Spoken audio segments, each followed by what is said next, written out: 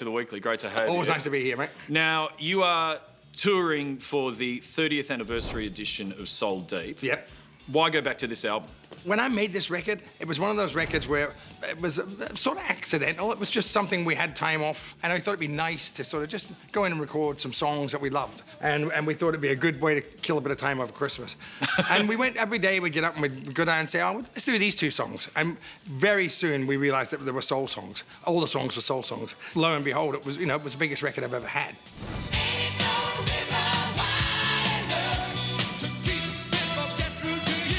So when it came around to 30 years, you always do these, you know, I'll do the 30th anniversary of, you know, because I do an album every year, I could be doing a tour, you know. All right, I've got a 30th anniversary of that. What's the name of that live album I did? But, you know, so but this one was special. Something is wrong with my baby. All soul music has an ounce of pain in it. Yeah, absolutely. Is that what you connect to, do you think? When I was listening to soul music growing up, it was in the middle of a really traumatic childhood. And I think I really did connect to that sort of, the angst and that pain and the sort.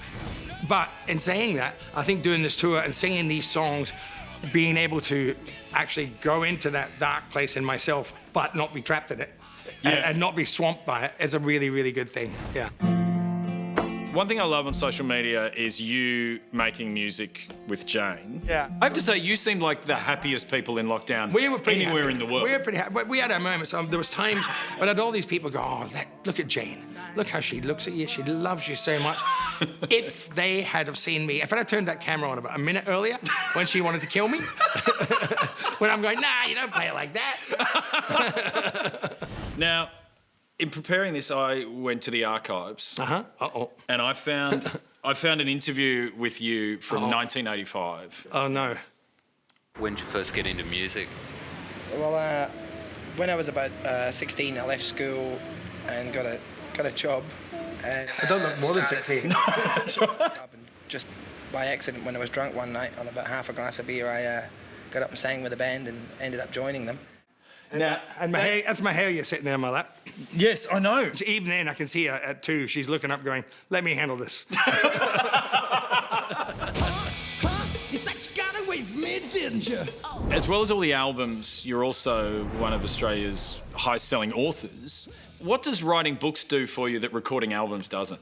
Particularly that first book, Working Class Boy, I got to the point where I'd skimmed across all these sort of, yeah, I love you, and yes, I'm hurt and I'm wounded, all this stuff. Skimmed across that, writing songs forever. I was a dribbling mess and I was falling apart. I was killing myself. I wrote that first book as a way of, I was either going to get it out and write it down or die. Literally. I got to the point where I woke up one day and I couldn't remember going to sleep, and I went to the cupboard to get my jacket to go out for a coffee, and there was a bloody noose hanging in the cupboard. And I thought, I think you've gone as far as you can do it, you know? So that's what I had to change.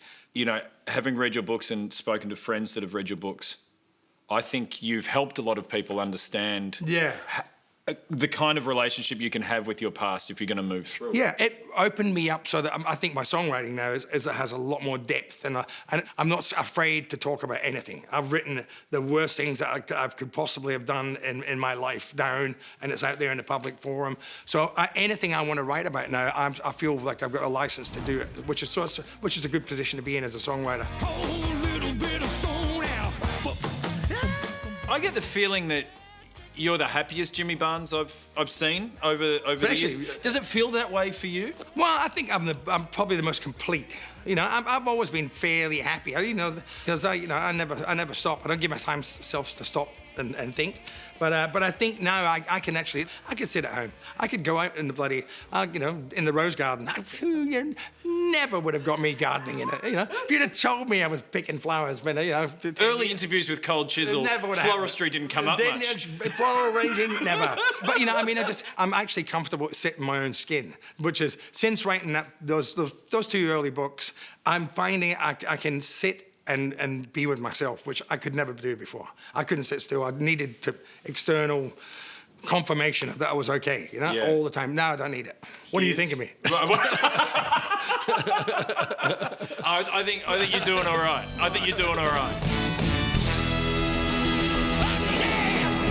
So, with the 30th anniversary edition of Soul Deep and the tour, what's the biggest difference between Jimmy Barnes that recorded that album 30 years ago and Jimmy Barnes now? Well, I'm not vibrating.